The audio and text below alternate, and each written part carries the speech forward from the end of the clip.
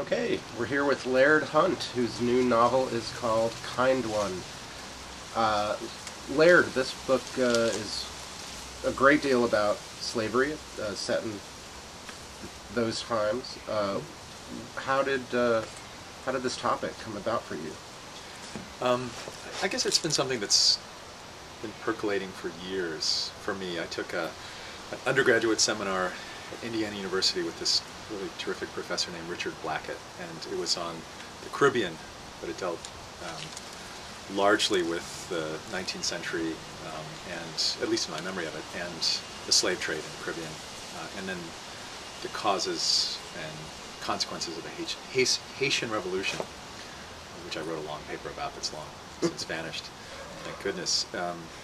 But it's this idea of well, the institution of slavery and then revolt within that context has been in my mind for years. But it was when I was fairly recently reading The Known World by Edward P. Jones. He describes on page 11 this anecdote in passing about a woman who lives in the hinterlands of this imaginary county that he's constructed in Virginia, who lives with her husband and two female slaves. One day the husband comes up dead. Doesn't describe at all in the Jones book how that happens, and the slaves turn the tables on her and enslave her in turn.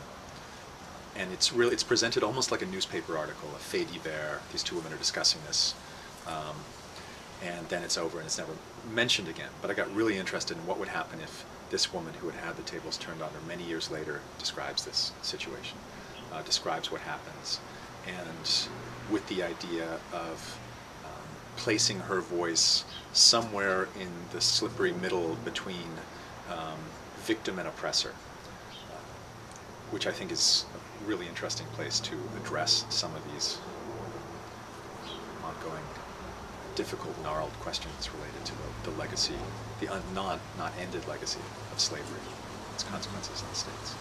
So that's where that kind of shell of the plot came from, and then lots of deep reading in slave narratives in 19th century history went along with composing it. And was it a challenge to write from that point of view, and also from the point of view of a woman? Yeah, it was an interesting. It was certainly something that I was hyper aware of and concerned about, and at the same time completely convinced was the only way to do this. The only way to tell this story was to have this voice, this perspective. Someone who could not claim the full mantle of being in charge of her situation as someone aiding and abetting the institution of slavery.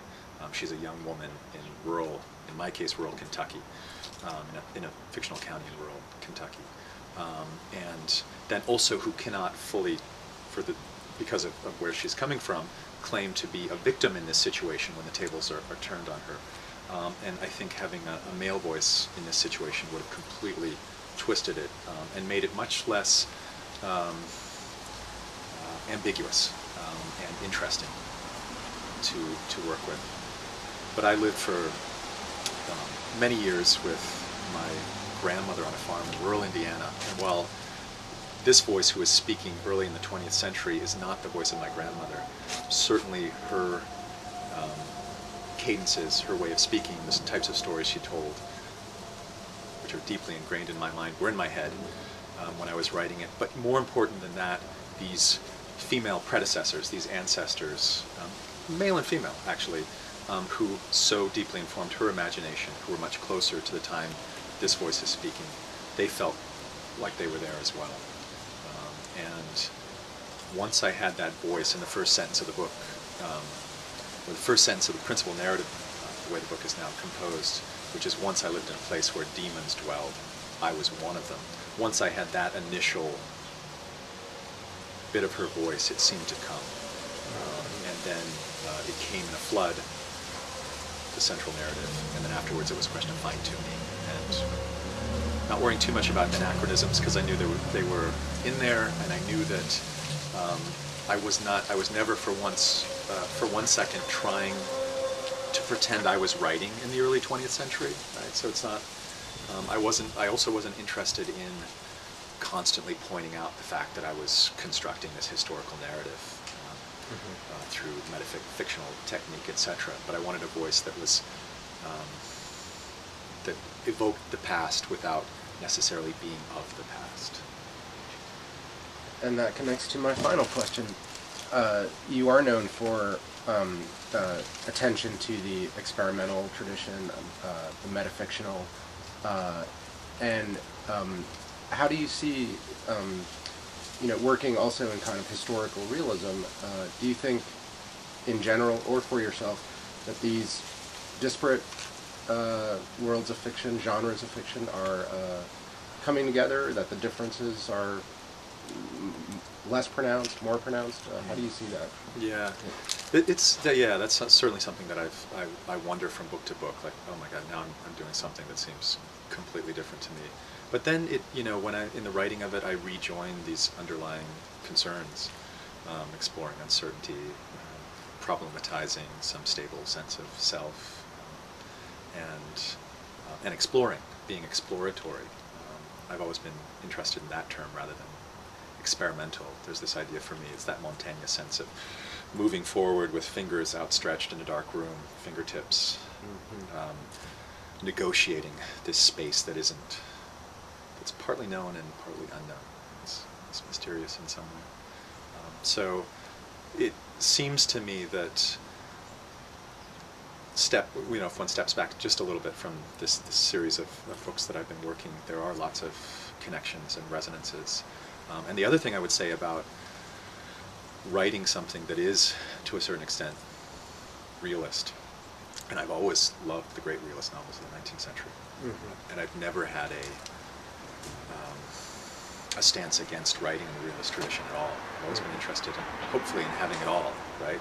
And taking what you need, borrowing what you need for whatever the book, the project at hand needs. But for me, there was this idea that taking on realism was a kind of experiment, certainly an exploration.